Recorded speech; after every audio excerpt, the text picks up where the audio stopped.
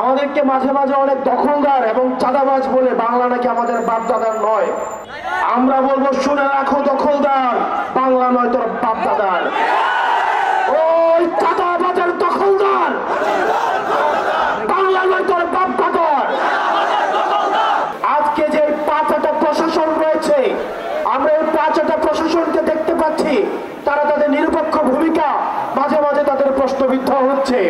আমরা শুনতে পাচ্ছি যারা এনসিপিতে যোগ দিতে চায় বা যারা এনসিপি করতে চায়, তাদেরকে স্থানীয়ভাবে ভয়ভীতি দেখানো হয়, তাদেরকে প্রশাসন অসহযোগিতা করে।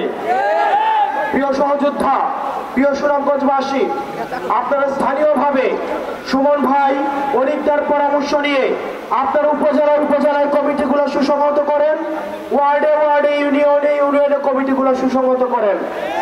আমরা আপনাদেরকে কথা দিচ্ছি, আমরা সাংগঠনিকভাবে যদি সুদৃঢ় হই, আজকে যে 5টা প্রশাসন রয়েছে, আমরা এই 5টা প্রশাসনকে দেখতে পাচ্ছি, তারা তাদের নিরপেক্ষ ভূমিকা মাঝে মাঝে তাদের প্রশ্নবিদ্ধ হচ্ছে।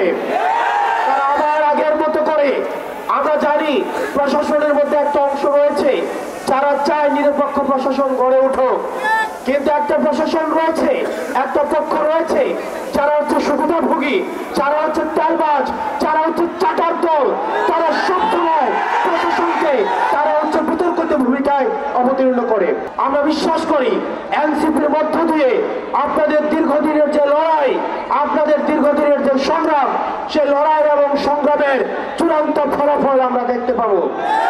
রাজা যায় রাজা আসে, সরকার যায় সরকার আসে, কিন্তু সুনামগঞ্জের যে জীবন পদ্ধতি, কর্মপদ্ধতি, মানুষের সুযোগ সুবিধা, সেগুলো আগের মতোই থেকে গিয়েছে।